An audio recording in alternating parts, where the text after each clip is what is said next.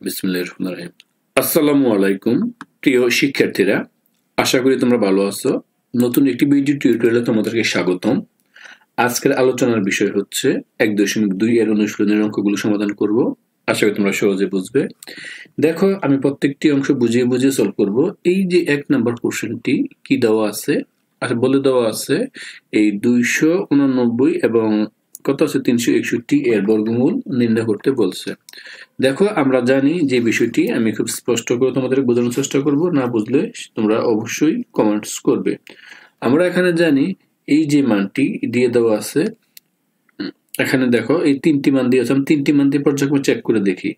এই দেখো 13 এর বর্গ, লক্ষ্য করো আমরা যে বিষয়টা অবশ্যই খেয়াল করবো, 13 স্কোয়ার মানে 169, অর্থাৎ তার বর্গ এটা হয়, সুতরাং এটা হবে না, বর্গমূল হবে না।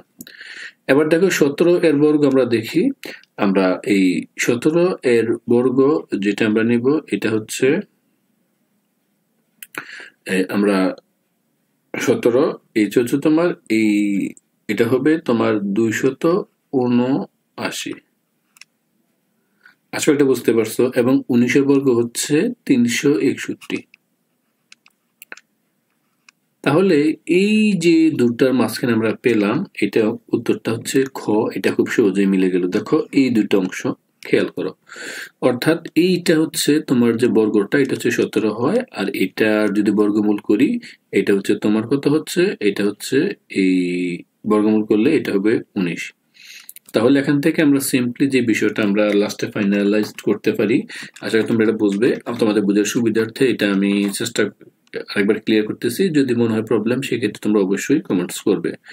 অর্থাৎ এই যে বর্গমূল যেহেতু বলছে, তাহলে আমরা এই বর্গমূল করি এই 289 আর একটা হচ্ছে তোমার এই 361।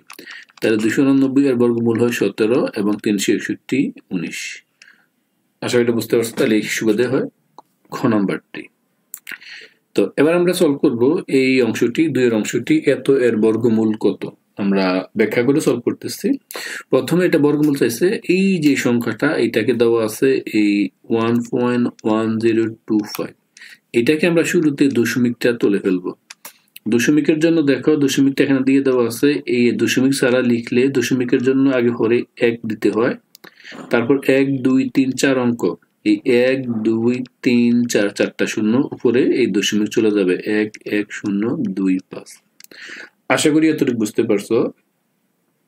তো এখন আমরা এই যে লব যেটা, এটাকে আমরা যদি বর্গমূল করি, দেখো বলছে বর্গমূল কত, এই যে এই অংশটা আমরা যদি বর্গমূল করি এই 1 1 0 2 5, এটাকে আমরা যদি হিসাব করি, সাধারণত ক্যালকুলেটর মান দিবে, এটা হবে তোমার এই 105 এর বর্গমূল হয়।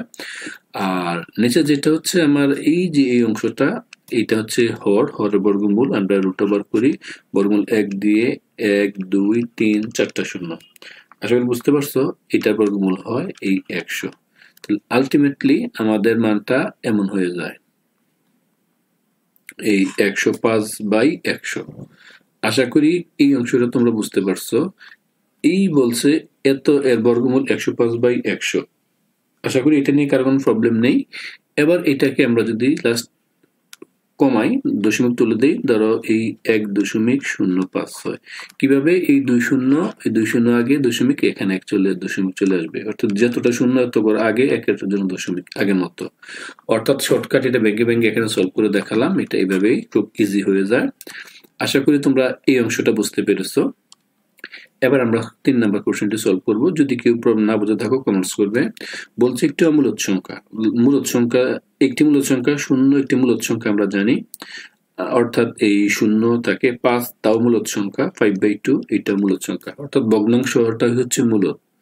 এটা ভগ্নাংশে প্রকাশ করছি, এটা পূর্ণ সংখ্যা এবং শূন্য, অর্থাৎ পূর্ণ সংখ্যা 0 5 যাই থাকুক কেন, আমরা এটাকে কি বলবো, যে মূলদ সংখ্যাই বলবো। তাহলে এখানে আমরা যেটা বলতে পারি, এখানে তিনটাই রাইট, এটা হচ্ছে অর্থাৎ গ নাম্বারটি, চারটাই, অর্থাৎ তিনটাই পূর্ণ সংখ্যা।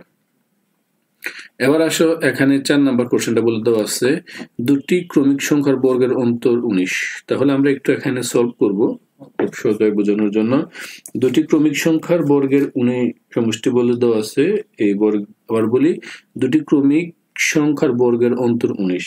তাহলে আমরা যদি শর্টকাট নেই, ধরো একটি সংখ্যা যদি 10 নেই, 10 স্কোয়ার মানে কত হচ্ছে 100।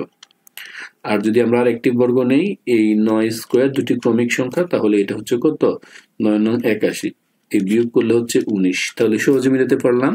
তাহলে আমরা এখান থেকে সিদ্ধান্ত নিতে পারি দুটি ক্রমিক, লক্ষ্য করো দুটি ক্রমিক সংখ্যা, তাহলে একটি ক্রমিক সংখ্যা হচ্ছে 10, অপরটি ক্রমিক সংখ্যা হচ্ছে কত 9।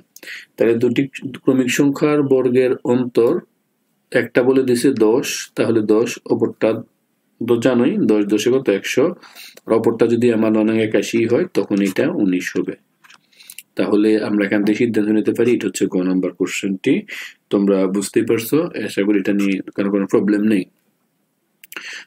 আমরা সহজে বুঝছো। তারপর যদি কারো প্রবলেম মনে হয়, কারণ 10 এই 100 থেকে বাদ দিবে 9 9 81, এটা হয়ে যাবে। অর্থাৎ বাদ দিলে আমার এই থাকতেছে কত 19। তাহলে এটা এই ক্রমিক সংখ্যা হচ্ছে 10 স্কোয়ার বর্গ, এটা হচ্ছে 9 স্কোয়ার, তাহলে থাকতেছে কত 19। সহজে মিলে গেল। বলছে দুটি সংখ্যার বর্গের যোগফল কত, তাহলে এটা তো আর বুঝতেই পারছো। তাহলে একটা বর্গের এই তো 100, আর এখানে কত এই 81, তাহলে করলে হচ্ছে 181 হয়। তাহলে এটা বুঝতেই পারছো, এখানে খুবই সহজ একটি টার্ম বলে দেওয়া আছে 181। এটা হচ্ছে গ নাম্বারটিতে। শিক্ষার্থীরা তোমাদের বোঝার সুবিধার্থে আবারও বলতেছি, একটা হচ্ছে 100, তার সাথে যুক্ত করবো অপরটা 9 9 81। ওকে, 181টা হয়ে যাবে। এবার বলছে এই 0.01 এর বর্গমূল নিচের কোনটি। তাহলে এটার বর্গমূল, আমরা দশমিকের বর্গমূলটা খুব সহজেই আমরা নির্ণয় করতে পারবো। এর জন্য আমরা আগে এটাকে দশমিক তুলে ফেলি। দেখো এই যে অংশটা, তাকে যদি দশমিক তুলি তাহলে মানটা কত হবে। এখানে দেখো এই পয়েন্টের জন্য দেখো 1, এখানে 2 অঙ্ক আছে, তাই ডাবল জিরো। আশা করি তোমরা এটা বুঝতে পারছো। যদি তাও কারো প্রবলেম মনে হয়, সেটা আবার বলতেছি, এই পয়েন্টের জন্য 1 আর 2 অঙ্ক আছে, এই কারণে এই ডাবল জিরো, আর উপরে 1 দিতে পারতেছে। বলছে বর্গমূল। তাহলে যদি আমি বর্গমূল যেটা করব, হ্যাঁ যেটা হচ্ছে বর্গমূল, তাহলে আমরা শর্টকাট যেটা দশমিক করে ফেলেছি, তাহলে যদি আমরা এটা বর্গমূল করি তাহলে বর্গমূল হচ্ছে 1 লক্ষ্য করো 1 এর বর্গমূল হয় 1, আর এটা বর্গমূল করলে হচ্ছে 100 এর বর্গমূল যদি আমরা লিখি তাহলে 100 এর এটা হচ্ছে 1, এটা হবে তোমার 10, কারণ 100 এর বর্গমূল আমরা 10 স্কোয়ার, 10 কে দশমিক বাংলা কত হয় এই 1, সরি এটা হবে এই 0.1, শর্টকাট আমরা মিলে যাবে। তাহলে আমরা এখানে বলতে পারি এই 0.1 এত এর বর্গমূল কোনটি। আশা করি বুঝতে পারছো। 1 কে রুট ওভার করছি বর্গমূল, এটাকে রুট ওভার করছি, বর্গমূল হলো 1/10। এবার বলে দেওয়া আছে শিক্ষার্থীরা, যদি কেউ না বুঝে থাকো সেক্ষেত্রে তোমরা অবশ্যই কমেন্টস করবে। কোন সংখ্যার এক স্থানীয় অঙ্ক 2 বা 8 হলে তার বর্গ সংখ্যা এক স্থানীয় অঙ্কটি কত হবে। তো এখান থেকে আমরা কোন সংখ্যার এক স্থানীয় অঙ্ক 2 বা 8 হলে তার বর্গ সংখ্যার এক স্থানীয় অঙ্কটি হবে 4। সাধারণত আমরা দেখো এই 2 এর বর্গ করি, 2 এর বর্গ করলে 2 গুণ হয় 4, 8 এর বর্গ করলে কত হয় 8 8 64, অর্থাৎ এক স্থানীয় অঙ্কে কিন্তু 2 বারে 4 হয়ে গেল। তাহলে আমরা এখান থেকে শর্টকাট বলতে পারি এটা হচ্ছে এই 4। আমরা শর্টকাট লিখে ফেলবো এবং এবার আমরা করব যে 8 নম্বর কোশ্চেনটি। বলছে এই এতকে কত দ্বারা গুণ করলে, এই গুণ বা ভাগ করলে সংখ্যাটি পূর্ণবর্গ হবে। জোড়া জোড়া মিলতে হবে। তাহলে আমরা জোড়া মিলাই। দেখো 3 এর সাথে এই একটি জোড়া মিলছে, অর্থাৎ এই জোড়া মিললো। এই 7 এর সাথে এই 7 এর জোড়া মিললা, বাট এই 5 এর কোনো জোড়া নেই। 5 এর সাথে যদি আমরা আরেকটা জোড়া নেই তাহলে এটা পূর্ণবর্গ হবে। তাহলে আমরা এখান থেকে বলতেই পারি খ নাম্বারটা উত্তর হবে 5। কারণ আবারও বলি, এই 3 ইন্টু 3 এক জোড়া মিললো। আবার যদি কত পারি 7 ইন্টু 7 এক জোড়া মিললো, আর রয়ে গেল 5। তার সাথে আর একটা আমি 5 গুণ করি তাহলে হবে, কিন্তু গুণ না করলে হবে না, অর্থাৎ এখানে একটা 5 কম আছে, তো এই কারণে সাথে 5 গুণ করলে হয়ে যাবে। আশা করি তোমরা এটা বুঝতে পারছো। কেউ না বুঝলেও কমেন্টস করবে। এবার দেখো নিচের কোনটি অমূলদ সংখ্যা। আমরা জানি যে পূর্ণবর্গ নয় এমন সংখ্যার রুট ওভার থাকলেই অমূলদ সংখ্যা। পূর্ণবর্গকে যেমন 9 এটাকে লিখতে পারি 3 স্কোয়ার, 16 এটাকে লিখতে পারি 4 স্কোয়ার, 25 লিখতে পারি 5 স্কোয়ার, বাট এখানে কিন্তু 2 স্কোয়ার 2 এর কোনো পূর্ণবর্গ নয়। তাহলে আমরা এখান থেকে খুব শর্টকাটলি খুব ভালোভাবে সিদ্ধান্ত নিতে পারি যে এটা হচ্ছে নিচের কোনটি অমূলদ সংখ্যা, √2 একটি অমূলদ সংখ্যা। এটা হবে না কারণ এটা পূর্ণবর্গ, এটাও হবে না, এটাও পূর্ণবর্গ, এইটা হলো পূর্ণবর্গ।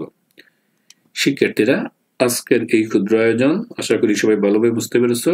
সবাইকে অসংখ্য ধন্যবাদ। চ্যানেলটিকে সাবস্ক্রাইব করে রাখবে পরবর্তী ভিডিও পেতে। আল্লাহ হাফেজ।